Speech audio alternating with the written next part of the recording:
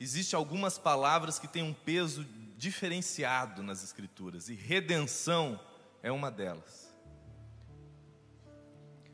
Paulo está dizendo que em Cristo nós fomos redimidos.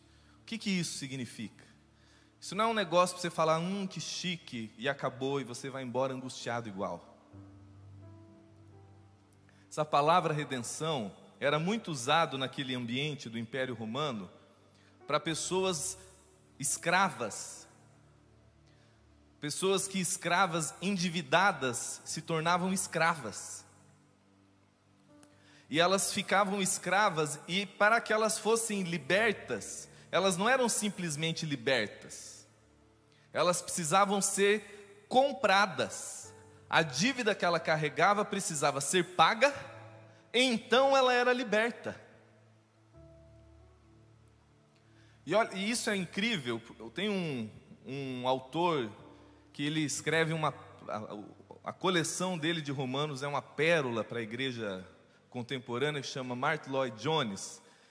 Ele vai falar que redenção, perdão, justificação não era um negócio de Deus simplesmente falar assim, vamos fingir que o Gabriel não fez nada, já que eu amo ele, deixa isso para lá. Não, uma dívida tinha que ser paga. Deus, Paulo vai se referir a ele como um Deus justo, um Deus santo. Então, o amor de Deus por mim e por você não é dar de ombro para a nossa loucura. Algo precisava ser resolvido para nos tirar da escravidão. Uma dívida precisava ser paga. E pairava sobre nós, por causa dessa dívida, como se uma espada, pela lei, nos lembrando o tempo todo que há algo errado conosco. E que você não dá conta de resolver isso sozinho. E aí Paulo fala que essa obra, ele nos volta lá para a cruz. O que estava acontecendo naquela sexta-feira, por volta das 6 da tarde, onde o mundo ficou escuro, e depois daquilo tudo mudou. Naquele momento, estava acontecendo um grande, tanto que ele vai usar no início de Romanos 3, falando de um grande apocalipse, uma grande revelação. Apocalipse significa revelação. Algo estava sendo descortinado. Então, para além do espetáculo grotesco da cruz, de alguém sendo morto, assassinado, estava acontecendo a grande resolução, um grande acerto de contas. Deus estava resolvendo consigo mesmo. Deus estava em Cristo, se resolvendo acerca das nossas dívidas, da minha e da sua dívida. Tanto que no Império Romano, naquele mundo, para a igreja primitiva, se a Letícia está presa, eu vou lá visitá-la, ia ter um escrito constando tudo que havia de errado contra ela, todas as leis quebradas. Por quê? Porque ela estava endividada. E aí, eu queria que você fosse comigo, eles estão colocando aqui, em João 19, no verso 28, 29 e 30. Eu fico desesperado com aquele negocinho. Depois disso, sabendo Jesus, preste atenção nessa fala. Depois disso, Jesus está na cruz, no final de tudo, sabendo Jesus que já todas as coisas estavam terminadas, para que a Escritura se cumprisse, ele disse: tenho sede. Estava, pois, ali um vaso cheio de vinagre, e encheram de vinagre uma esponja, e pondo-a no isopo, lhe chegaram à boca. Verso 30. E quando Jesus tomou o vinagre, disse: está consumado. E inclinando a cabeça, entregou o seu espírito.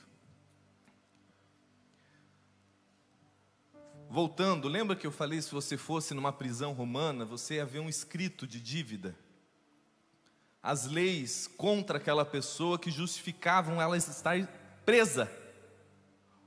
Ou se você visualizasse um escravo de um senhor de escravos, ele tinha um escrito de dívida contra aquela pessoa. Porém, se você chegasse numa prisão romana e não encontrasse a pessoa lá, existiria algo feito com aquele escrito. Estaria cravado naquele escrito tetelestai. Porque naquele momento você falou: a dívida acabou aqui, está pago. E é justamente essa palavra que Jesus, no final de tudo, para que se cumprisse tudo na sua vida, e naquele momento, depois de ter obedecido e vivenciado a vocação humana em sua plenitude, ele dá um grito na cruz. E que grito é esse? Tetelestai, está pago.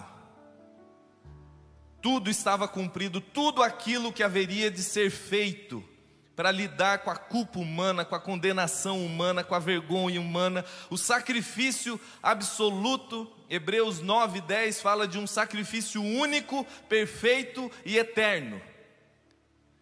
Quando ele fala: acabou, está feito, não há nada mais a ser feito, tudo o que precisava ser feito para a minha e a sua redenção estava completo, consumado.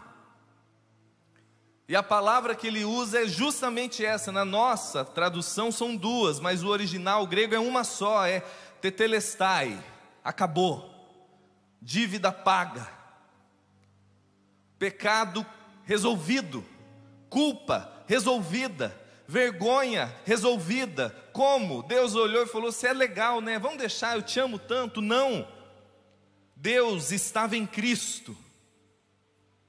2 Coríntios 5, Paulo vai dizer no verso 18 em diante, ele fala: Deus estava em Cristo, o justo juiz, santo e justo, estava sentando no banco dos réus, no seu e no meu lugar, e levando sobre si o juízo de todos nós.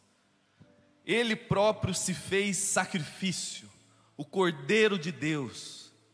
Isaías 53 fala que ele leva sobre si a iniquidade, a vergonha, a maldição, tudo que era contra nós, toda a culpa, vergonha, como uma esponja cósmica.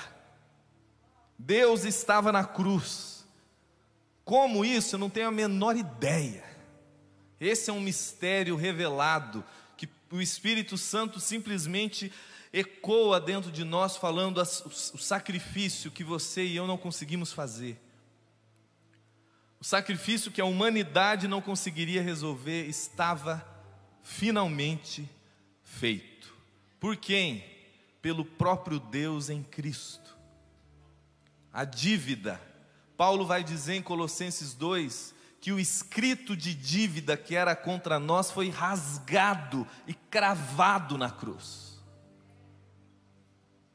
A lei, que é santa, em si mesma é santa, justa e boa, o problema não está na lei, o problema está em você e em mim. Rasgada e cravada na cruz.